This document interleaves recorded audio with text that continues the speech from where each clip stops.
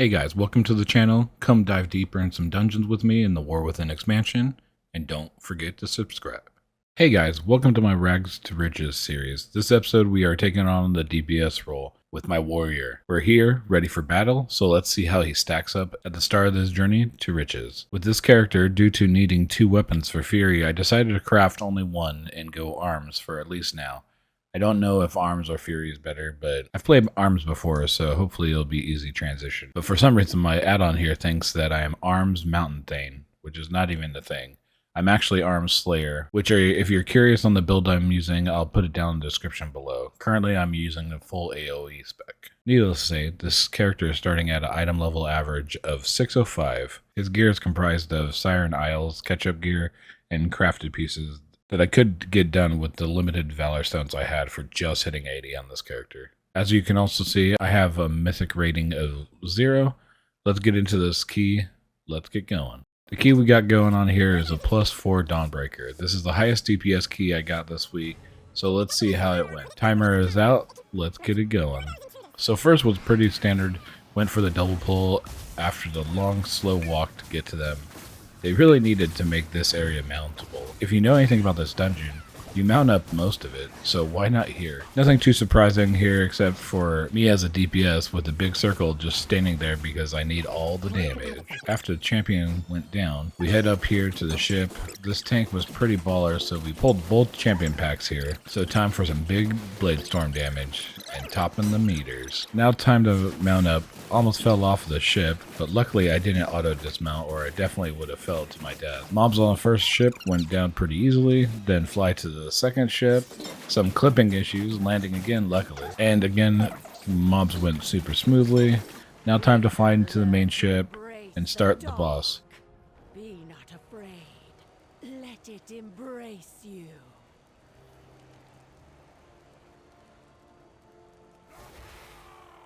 Make sure to try to kick as many shadow bolts as you can. Luckily, we have a paladin tank, so he got a lot of them just from his procs.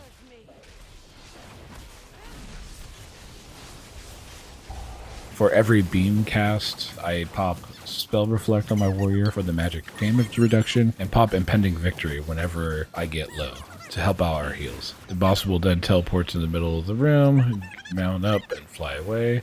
When flying back to the boat here, we were taking a bunch of ticking damage, so when I flew back, I popped Rallying Cry just to keep everyone alive. The next few beam casts were kind of rough to deal with. I had to run out of melee range because the void zones were in bad places. Then this one was really close to the edge, so suck in those booties and do some big damn. Again, boss teleports to the middle, finished up the fight. While flying, I see the tank take off and get ready for the pull. He's electing to go in the back door of the church, so just standard pulling just as many mobs as we can, and blade storm and sweeping strikes them down as much as possible. After this, we then pull the first champion. Having this extra room in the back is nice to have for the slam the boss does on the tank. As you see, I spell reflect the abyssal blast back at them here, and then the tank used the next slam to put himself outside so we can start working on more count outside the front of the church.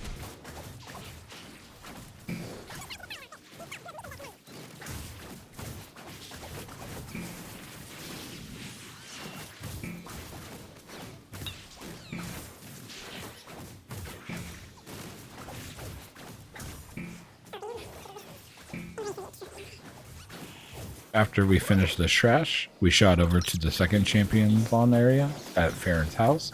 This one, just dodge all the frontals. As a DPS, she should always be behind these guys, but she went down pretty easy. Now it's time to clear out the inn. First started off with a small pull.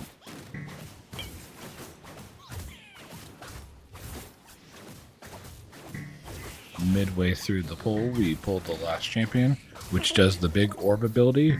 First orb went out with any real hitch. It seemed to have murked our monk PS, and then the second went onto me. I was locked in and tunneled in on murking the healer with my orb against the wall.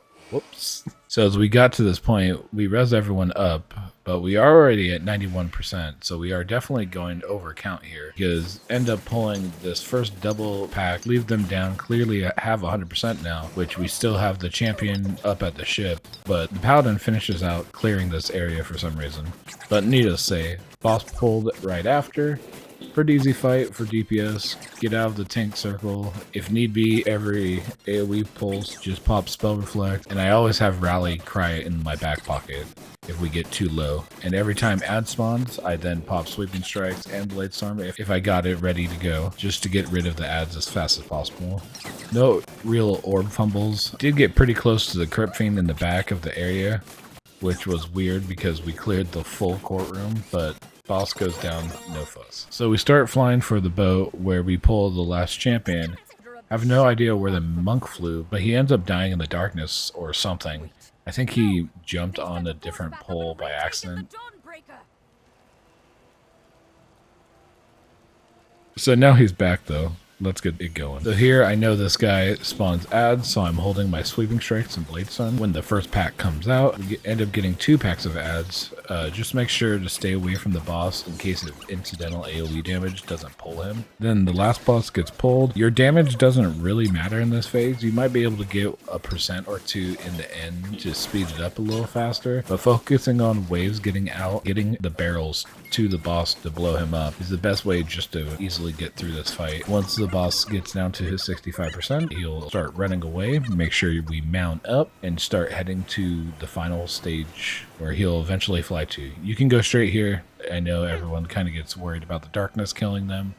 By the time you get to the final stage, the light will be there, so you'll cancel out the darkness death.